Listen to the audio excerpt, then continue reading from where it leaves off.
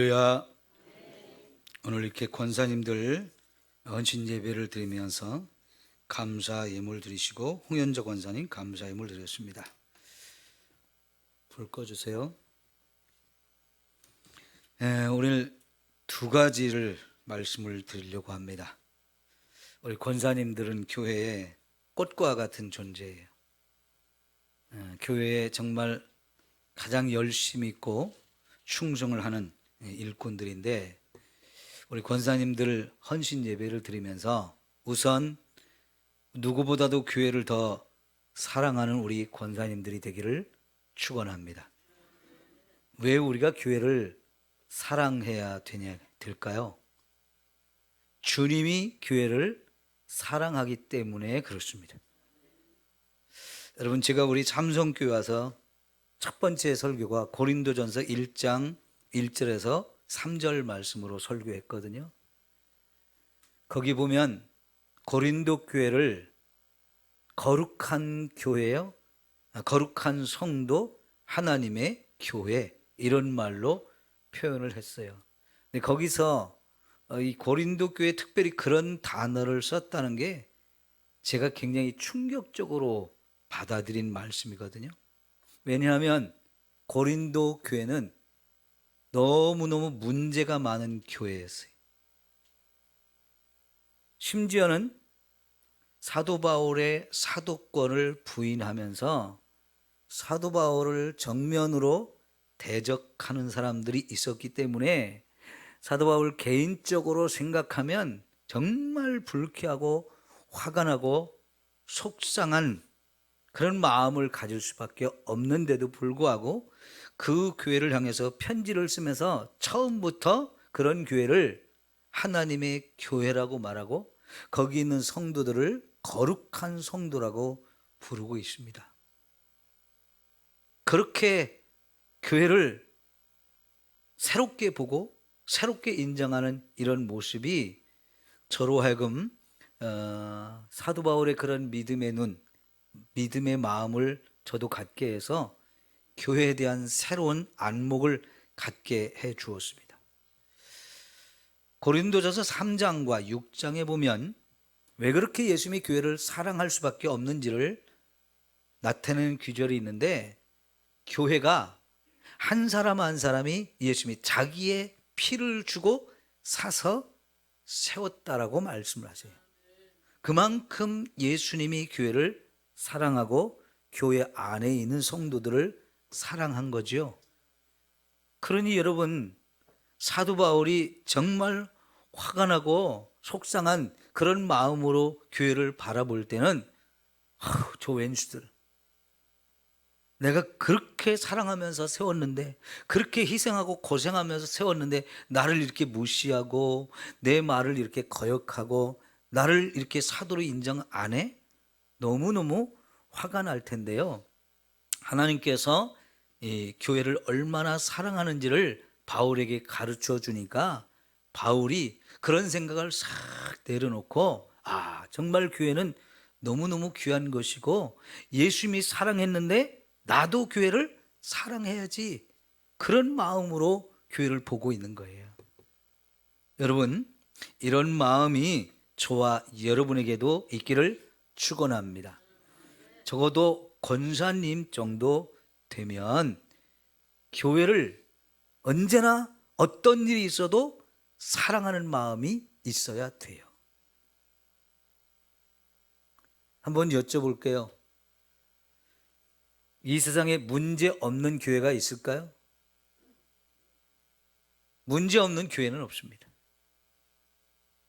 특별히 여러분, 요한계시록 2장과 3장에 보면 아시아에 있는 7교회의 요한에게 예수님이 편지를 보내라. 예수님이 보내는 편지예요.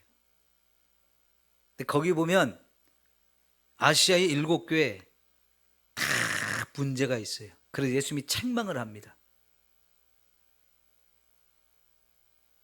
문제가 없는 교회가 하나도 없어요.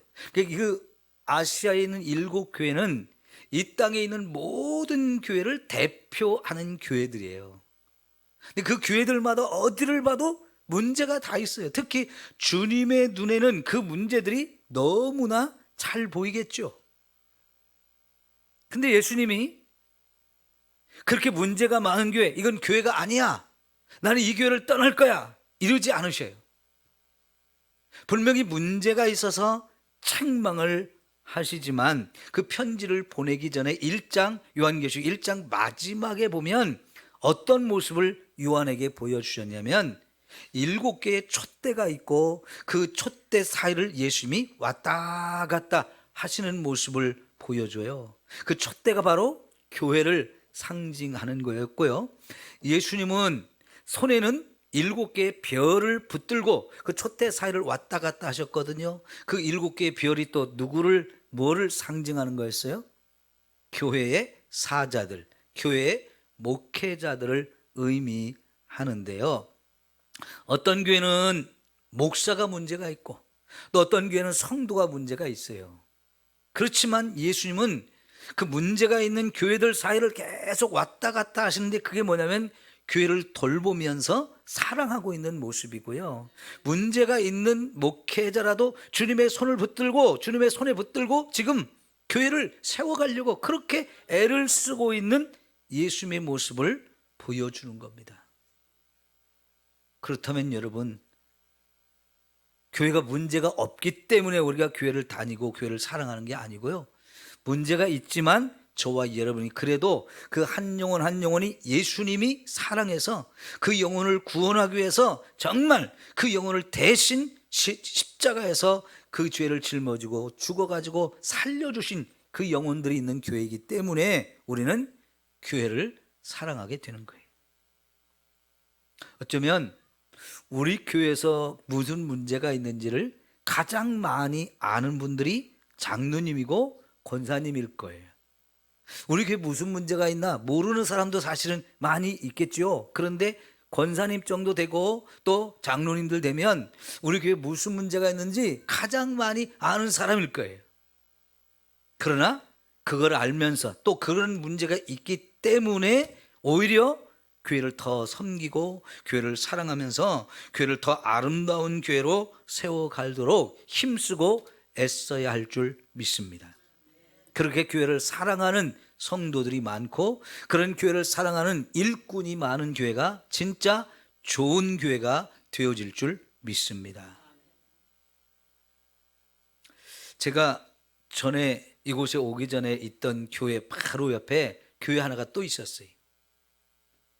우리는 2층에 상가 2층에 세를 들어서 교회가 세워졌고요. 그 옆에 교회는 처음에 서울에 있던 교회가 땅을 잘 사가지고 종교 부지를 사가지고 교회 건물을 딱 짓고 이렇게 온 교회예요. 그러니까 거기는 처음부터 서울에 있는 성도들이 따라왔고 교회를 건축할 때도 서울에 있는 교회 성도들이 헌금을 해서 땅도 사고 건물까지 다 짓고 그 서울에 있는 교회 팔고 왔으니까 재정적으로도 튼튼한 교회예요. 근데 우리는 2층에 세를 들어서 이렇게 교회를 개척한 교회이기 때문에 그냥 성도가 없는 가운데에서 막 이렇게 개척해가지고 교회가 이제 세워져가는 교회였었는데 여러분 같으면 어느 교회에 등록할 것 같습니까? 예? 겉으로 보기에 좋은 교회, 땅도 있고 건물도 있고 성도들도 있고 재정적으로도 든든해 보이는 그런 교회로 가지 않겠어요? 실제로요, 교회 이제 신도시가 세워지면서 2개 교회가 이렇게 나란히 들어왔는데 웬만한 사람들은 다 그 자기 건물이 있는 교회로 막 갔어요. 근데 이쪽 우리 교회는 제가 개척자는 아니지만 개척자가 막 열심히 전도해가지고 또 이렇게 성장을 하는데 나중에는요, 우리 교회가 2층에 있는 상가교회였지만 훨씬 교회 성도들이 많아졌어요. 훨씬 부흥을 했어요. 그런데 갑자기 우리 교회에 문제가 생겨가지고 교회가 막 흔들리면서 성도들이 막 떠나는 거예요. 그래서 담임 목사님이 이제 자기가 더 이상 여기 있으면 안 되겠다 싶어가지고 떠나가시게 되고 제가 문제가 많은 교회에 가서 목회를 하게 됐어요. 정말 어려운 상황이었고 문제가 많은 교회였는데 여러분, 거기 그 문제 많은 교회 남아있는 성도들, 어떤 성도들이었을 것 같아요? 정말 교회를 사랑하는 성도들만 남은 거예요. 물론 그들도요, 힘들어가지고 눈치를 보고 있어요. 나도 교회를 떠나고 싶은데 떠날 구실이 좀 생겼으면 좋겠다, 떠날 기회가 생겼으면 좋겠다면서 떠날 기회만 엿보고 있는 사람들이었어요. 제가 가보니까 그래요. 한 600명 모이던 성도가 떠나가고 100명 정도밖에 안 남았으니까 얼마나 많이 떠났겠어요. 그리고 떠나는 사람들이 그냥 떠나지 않습니다. 대부분이요, 자기가 떠나는 어떤 합리를 시켜야 되기 때문에 자꾸 이 교회가 문제가 많아서 그래, 내가 떠나는 건 당연해, 자꾸 그런 식으로 합리화를 시키기 때문에 남아있는 사람들한테 상처를 또 많이 주게 돼요. 그럼에도 불구하고 그걸 참고 견디면서 막 교회를 사랑하는 성도들만 남게 되는데, 빚이 12억이나 되잖아요. 100명이 12억을 갚아야 된다. 여러분, 이게 계산이 안 되는 거예요. 왜냐하면 한 달에 적어도 밖으로 나가는 돈이 3천만 원이 있어야 돼요. 3천만 원. 우리 교회 한 달 헌금이 3천만 원 될까요? 우리 성도들이 지금 100명이 조금 넘거든요. 이 정도 되는 규모인데 한 달에 3천만 원 헌금 우리는 못 나와요. 거기도 처음에는 그 3천만 원 헌금이 나올 수가 없어요. 그런데 하나님이 교회를 사랑하는 열정을 가진 성도들이 있으니까 그 성도들을 통해서 12년 동안 빚을 싹 갚게 됐어요. 여러분, 교회를 사랑하는 마음 우리에게 너무너무 중요해요. 그래야 어려움도 견딜 수 있고 그 어려움을 이기고 좋은 교회로 세워나갈 수 있게 되는 겁니다. 한 번은요, 우리 옆에 교회, 이제 늘 교회 앞으로 왔다 갔다 하다 보니까 옆에 교회도 이렇게 보이잖아요. 토요일만 되면 어느 장로님 한 분이 콕 나와가지고 마당이며 화단이며 이런 걸 구석구석 쓸고 가꾸고 다듬는 그 장로님이 한 분 계셨는데, 가만히 보니까 매주 토요일 날 어김없이 나와서 그 일을 해요. 혼자, 처음에는 혼자 하더니 어느 날부턴가 다른 남자 한 분이 또 같이 붙어가지고 같이 하더라고요. 그래서 나중에 들어보니까 나중에 함께 또 그 일을 하던 그분도 교회 장로님이 되셨다는 거예요. 장로님 두 분이 또 계속 이렇게 매 토요일마다 나와서 교회를 다 구석구석을 쓸고 닦고 갖고 이런 일들을 하시더라고요. 그런데 또 시간이 지나서 보니까요, 나중에는 젊은 집사님들이 따라 붙어가지고 함께 하면서 이제 연세 드신 장로님들 쉬게 하시고 젊은 집사들이 또 매 토요일마다 와서 그렇게 하더라고요. 여러분, 이런 모습은 뭐냐면 누군가 교회를 정말 사랑하는 사람이 한 사람 생기면 한 사람 두 사람 잡고 따라 붙게 되고 남들도 같이 그 일을 하게 되는 거예요. 왜? 그 일이 좋아 보이고 아름다운 일이기 때문에 누군가 그 일을 앞장서서 하다 보면 다른 사람도 자연스럽게 함께 붙어서 나도 하고 싶다, 나도 하고 싶다, 그렇게 해서 그렇게 사람이 붙고 그것이 또 젊은 사람들한테 연결이 되면서 그 젊은 분들이 그렇게 하는 거예요. 이런 교회들이 정말 좋은 교회가 되어지는 것이고요, 이런 성도들이, 이런 일꾼이 많은 교회가 점점 더 좋은 교회가 되어질 줄 믿습니다. 여러분, 교회를 사랑하는 게 돈 안 들이고 할 수 있는 일도 많아요. 여러분, 돈 안 들이고 할 수 있는 일 그러면 눈이 번쩍 뜨이지 않아요? 그럼 나도 할 수 있지. 사람들이 돈이 든다고 하면 잘 못해요. 그런데요, 돈 안 들이고 교회를 사랑하는 거 몇 가지가 있어요. 제가 오늘 그 비밀을 가르쳐 줄 테니까 여러분, 정말 돈 안 들이고 사랑하는 법 좋잖아요. 그죠? 네. 첫째, 예배 잘 드리는 거예요. 네? 예배 잘 드린 일이 교회를 사랑하는 일이에요. 두 번째, 열심히 기도하는 거예요. 돈 들어요, 안 들어요? 안 들어요. 돈을 안 들여도 돼요. 그런데 예배를 열심히 드리고 기도를 열심히 하고 거기다가 두 가지를 더 합하면 되는데 성경 더 열심히 읽는 거. 여러분이 지금 집에서 열심히 성경 읽는 게 불이 붙은 사람이 많은데요, 그게 정말 교회를 사랑하는 모습이에요. 여러분 주보를 보시면 정말로 열심히 있는 사람들이 이렇게 많은가? 여러분 놀라지 않아요? 그러면 나는 이렇게 못하는데, 그러면 여러분이 진짜 여러분도 불을 붙이세요. 성경을 다 열심히 읽으세요. 읽다 보면 그게 내 믿음이 자라게 되어지고요, 그게 믿음이 좋은 성도들, 큰 믿음을 가진 성도들이 있다는 것은 그 교회가 좋은 교회가 되어지는 거고요. 마지막으로 돈 안 들이고 교회를 사랑하는 법, 전도하는 거예요. 아멘이 안 되시는가 봐. 여러분 돈 안 들이고 교회를 사랑하는 거, 한 번 더 예배 드리고 한 번 더 기도하고 한 번 더 성경 읽고 한 번 더 전도하는 거.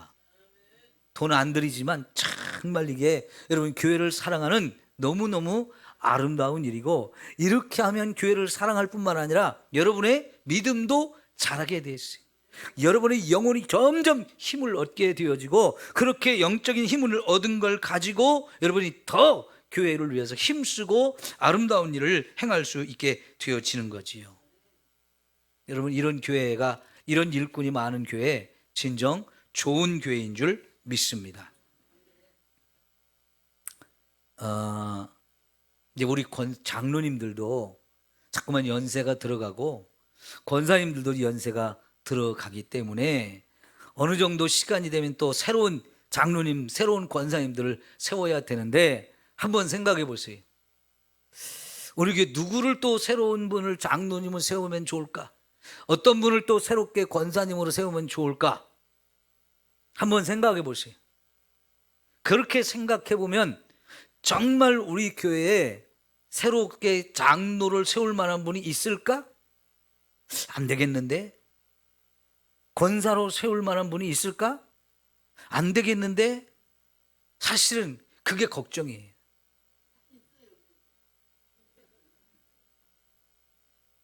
있어야 되는데 이분은 이래서 좀 힘들겠고 저분은 이래서 힘들겠고, 이런 고민과 염려가 사실은 담임 목사인 저에게는 많아요. 왜냐고요? 우리 권사님들 중에는요, 저녁 예배 안 드리시는 분들이 여전히 많아요. 새벽 예배 한 번도 못 오시는 분도 많아요. 새벽 예배는 그만두고 금요일 저녁에 기도하는데도 못 나와요.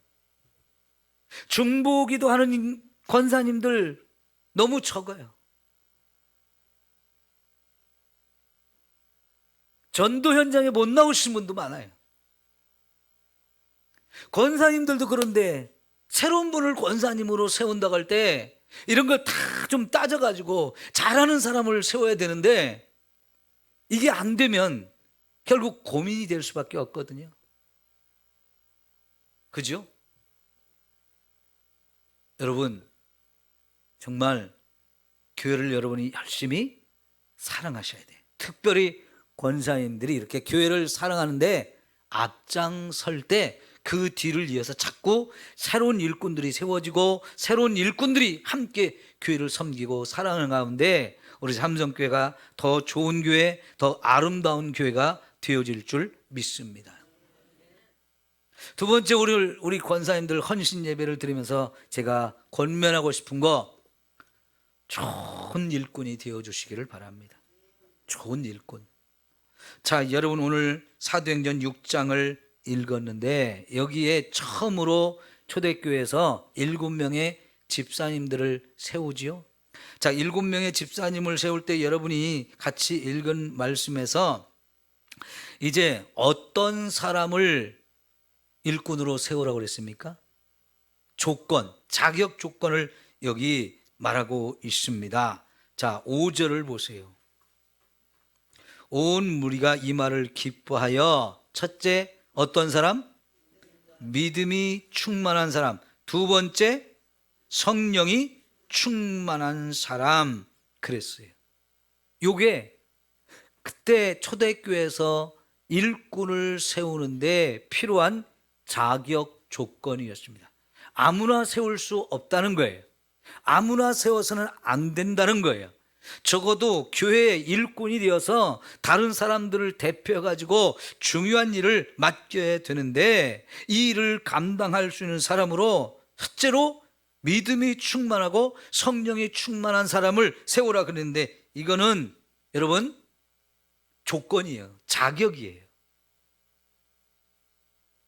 지금도 우리가 교회에서 일꾼을 세운다고 하면 이런 자격을 갖춘 사람을 선택해야 되잖아요.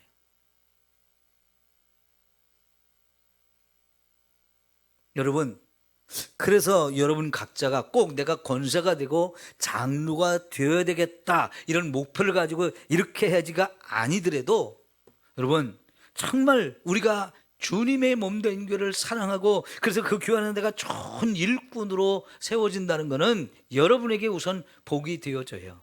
하나님이 기뻐하시는 일이에요. 그럴 때 여러분, 하나님이 아름다운 일꾼으로 세워주는 것이고, 그래서 성도들의 인정을 받아가지고 이런 사람이면 우리가 충분히 교회 일꾼으로 세울 수 있겠습니다, 인정을 받아서 이렇게 세워주는 거잖아요. 그러니까 여러분, 사도들이 너 이렇게 뽑아가지고 세운 게 아니고요, 성도들이 기도하면서 그 가운데서 성도들이 세우도록 했어요. 그러니까 성도들이 인정하는 사람이 되어졌다는 거예요. 성령과 믿음에 있어서 이 사람은 정말 믿음이 충만합니다, 성령이 충만한 사람입니다, 이렇게 서로 보면서 누가 했으면 좋을까 7명을 뽑아내는데요, 그때 당시 교회가 한 10,000명 정도 됐어요. 그 10,000명 가운데 7명 뽑아내는 것은 그만큼 신중했다는 것이고요, 정말 한 사람 한 사람을 살펴보면서 정말 기도하면서 인정받을 수 있는, 모든 사람이 인정할 수 있는 그런 사람을 세웠다는 거거든요. 이렇게 성도들이 서로 돌아볼 때 저 사람 정말 우리 교회 일꾼으로 세웠으면 좋겠어, 이렇게 인정받아줘야 이게 일꾼이 되어지는 거잖아요. 그러면 여러분, 그 다음에 7절을 보면 이렇게 일꾼을 세운 결과가 어떻게 나오는지를 한번 살펴봅시다. 자, 7절 시작. 하나님의 말씀이 점점 왕성하여 예루살렘에는 제자의 수가 더 심히 많아지고 허다한 제사장의 무리도 이 도에 복종하니라. 3가지 너무나 귀하고 아름다운 결과가 이루어졌는데요, 이건 뭐냐면 좋은 일꾼을 세우니까 그만큼 그 좋은 일꾼들을 통해서 교회 안에 많은 변화가 일어났다는 거예요. 교회를 변화시키는 거 누가 하느냐? 좋은 일꾼이 그렇게 하는 거예요. 여러분, 앞세워 놓은 일꾼이 열심히 안 하면 결국은 다른 사람들도 본받아요. 그죠? 저렇게 안 해도 되는 거구나, 이래버리면 진짜 교회 안에 좋은 일꾼이 세워줄 수가 없거든요. 그러나 정말 누가 봐도 저 사람 좋은 일꾼이야 라고 인정받는 사람들이 세워지면, 여러분 그걸 본받아서 더 많은 사람들이 좋은 일꾼으로 세워지는데, 그 좋은 일꾼이 교회의 변화의 바람을 일으켰다는 거예요. 첫 번째 일으킨 변화는 뭡니까? 하나님의 말씀이 점점 왕성하게 되었다는 거예요.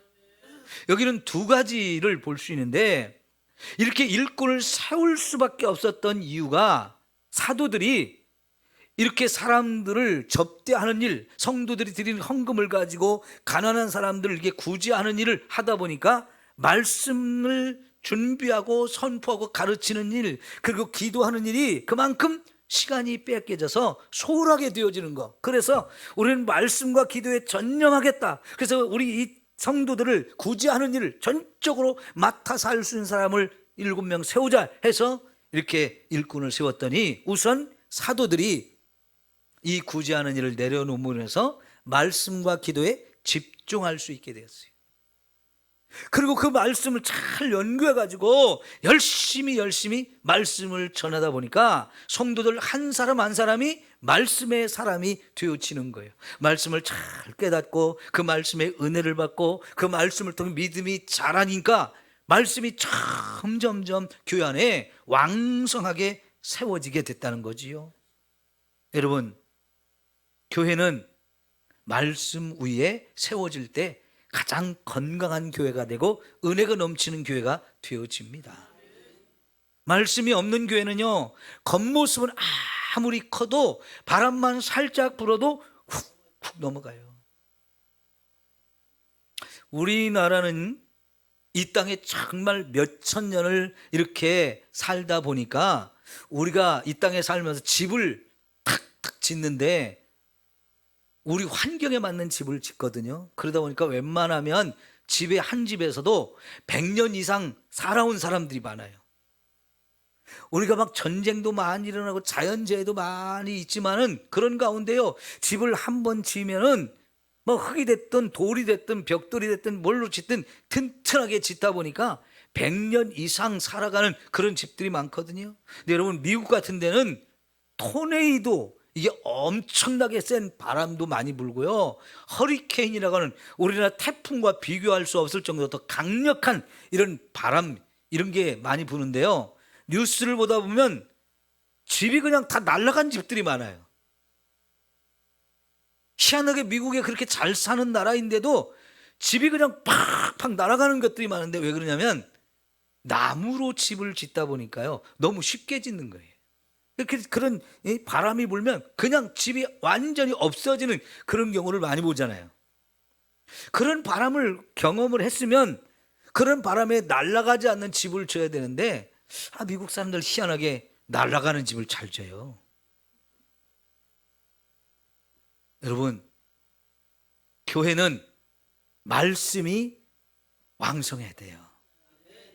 저와 여러분이 자꾸 말씀을 읽고 그 말씀을 더 많이 듣고 말씀을 붙들고 우리가 신앙생활하는 이런 교회가 될 때 웬만한 바람에도 흔들리지 않고 영향을 받지 않고 더 굳건하게 서는 그런 아름다운 교회가 되어질 줄 믿습니다. 그러니까 이렇게 좋은 일꾼이 세워졌을 때 첫 번째 나타나는 변화가 교회가 하나님의 말씀이 왕성하게 되었다는 거예요.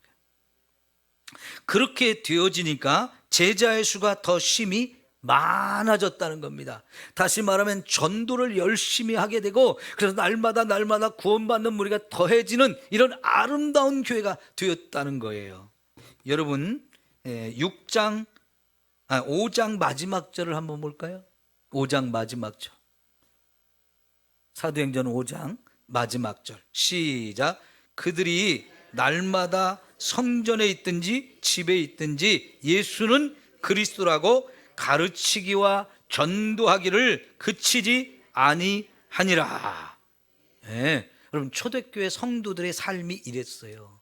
집에 있든지 교회 성전에 있든지 날마다 예수가 그리스도라고 가르치기와 전도하기를 그치지 않았다. 이 초대교회 성도들의 삶의 모습이에요. 말씀을 열심히 가르치고 그 말씀대로 살면서 그 말씀의 은혜를 받아가지고 그 말씀을 가서 막 전도한 거예요. 그러니까 여러분, 날마다 제자의 수가 많아진다는 거죠. 점점 부흥하는 거예요. 예수 믿는 사람이 점점 많아진다는 거예요. 전도 안 하는데 교회가 부흥할까요? 전도 안 하면 절대로 부흥할 수가 없어요. 전도를 그만큼 열심히 했기 때문에 예수가 그리스도로 가르치기와 전도하기를 그렇게 쉬지 않고 열심히 하니까 결과적으로 이렇게 제자의 수는 점점 더 많아졌던 거예요. 마지막으로요, 허다한 제사장의 무리도 이 도에 복종하니라 그랬어요. 여러분, 제사장들이 지금 사도행전을 읽어보면 제일 복음을 거부하는 사람들이, 제사장들이 앞장을 서서 예수님을 십자가에 못 박은 사람들이에요. 왜 예수를 십자가에 못 박았습니까? 예수가 하나님의 아들이고 예수가 메시아라는 사실을 자꾸 선포해도 끝까지 안 믿는 사람들, 그래서 가장 고집이 세고 저 예수는 메시아가 아니고 우리가 믿는 이 하나님이 진짜 우리가 참 믿음을 가지고 있다고 하면서 저건 잘못된 거야, 거짓된 거야 하면서 가장 고집셌던 사람들이 이 제사장들 무리예요. 그런데 이제는요, 그 고집 세고 교만하고 자존심 세고 예수를 죽이는데 가장 앞장섰던 사람들 중에 이제 허다한 수가 예수를 믿게 되었다는 거예요. 이게 엄청난 일이죠. 여러분, 복음을 계속 전하다 보면 결국 그렇게 완악하고 그렇게 고집 세고 절대로 예수를 안 믿을 것 같은 사람들도 결국은 예수를 믿게 되는 거예요. 왜요? 계속 복음을 전하니까요.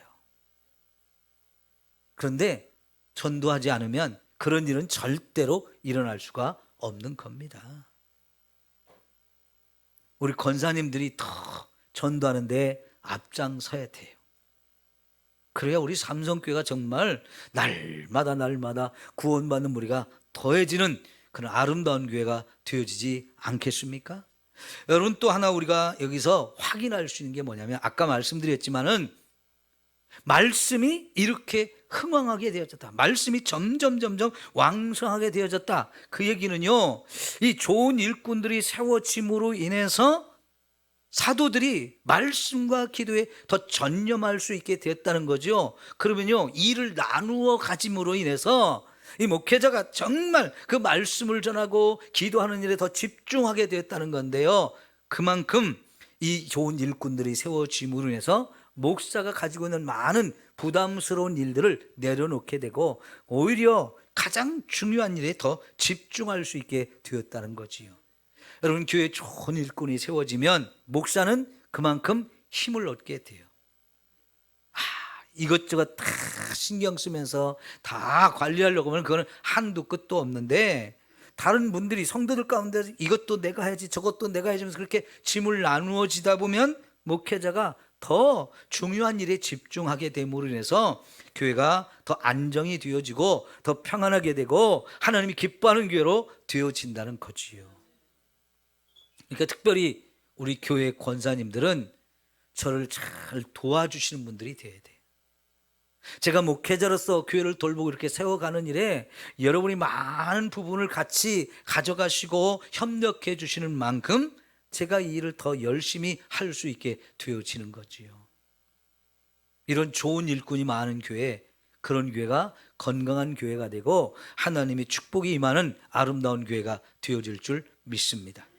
우리 권사님들 두 가지 말씀드렸어요. 교회를 사랑하는 권사님들, 좋은 일꾼이 되는 우리 권사님들, 두 가지 말씀드렸는데 우리 권사님들이 정말 그렇게 열심히 일하시고요, 여러분의 그런 아름다운 모습을 본받아서 또 다음에 많은 권사로 세워줄 만한 분들이 세워지고 장로로 세워줄 만한 분들이 더 많이 세워지는 우리 삼성교회가 되었으면 좋겠습니다. 기도합시다.